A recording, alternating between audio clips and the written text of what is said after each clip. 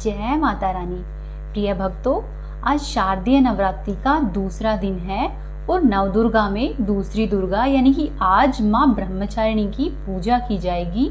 आज के दिन माता ब्रह्मचारिणी की व्रत कथा का श्रवण करने से लंबी आयु का आशीर्वाद प्राप्त होता है, साथ ही सभी प्रकार के सुख प्राप्त होते हैं और व्यक्ति को सभी प्रकार के कार्यों में सफलता मिलती है। प्रिय भक्तों, अब आप सुनेंगे माँ ब्रह्मचारिणी की बड़ी ही दुर्लभ कथा। आप इस कथा को बड़ी ही श्रद्धा और प्रसन्नचित मन से सुनिए। माता ब्रह्मचारिणी दाहिने हाथ में जप की माला और अपने बाएं हाथ में कमंडल धारण करती है। अपने पूर्व जन्म में जब यह हिमालय के घर में पुत्री के रूप में उत्पन्न हुई थी, तब नारद जी के उपदेश से इन्होंने भगवान शंकर जी को पति के रूप में प्राप्त करने के लिए अत्यंत ही कठिन तपस्या की थी। इस कठिन तपस्या के कारण इन्हें तपचारिणी अर्थात ब्रह्मचारिणी नाम दिया गया। माता रानी ने अपनी तपस्या के दौरान 1000 वर्षों तक केवल फल, फूल और मूल खाकर ही व्यतीत करे और 100 वर्षों तक केवल शाक पर ही जीवन निर्वाह किया।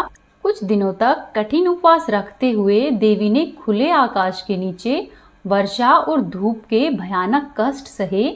इस कठिन तपस्या के पश्चात 3000 वर्षों तक केवल जमीन पर टूटकर गिरे हुए बेलपत्रों को खाकर ही वे भगवान शिव की आराधना करती रही।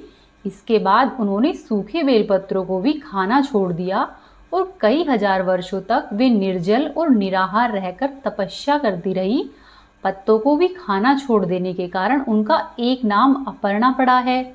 कई हजार वर्षों की इस कठिन तपस्या के कारण देवी ब्रह्मचारिणी का शरीर एकदम ही क्षीण हो गया था।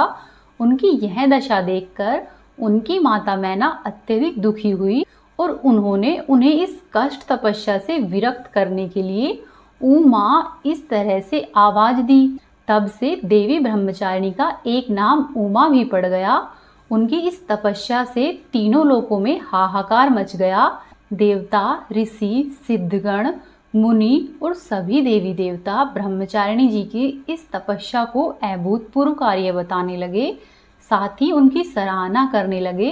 अंत में पितामह ब्रह्मा जी ने आकाशवाणी के द्वारा उन्हें संबोधित करते हुए प्रसन्न स्वर में कहा कि हे देवी, आज से पहले किसी ने भी ऐसी कठोर तपस्या नहीं की है और आज के बाद न ही कोई इतनी कठोर तपस्या कर पाएगा जैसी कि तुमने की है।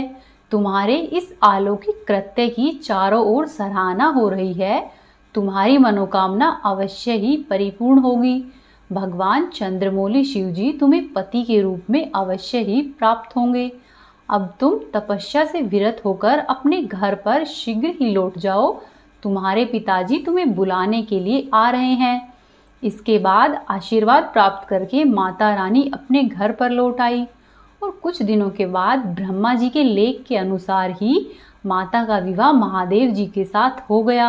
माँ ब्रह्मचारिणी का स्वरूप शांत और सौम्य है।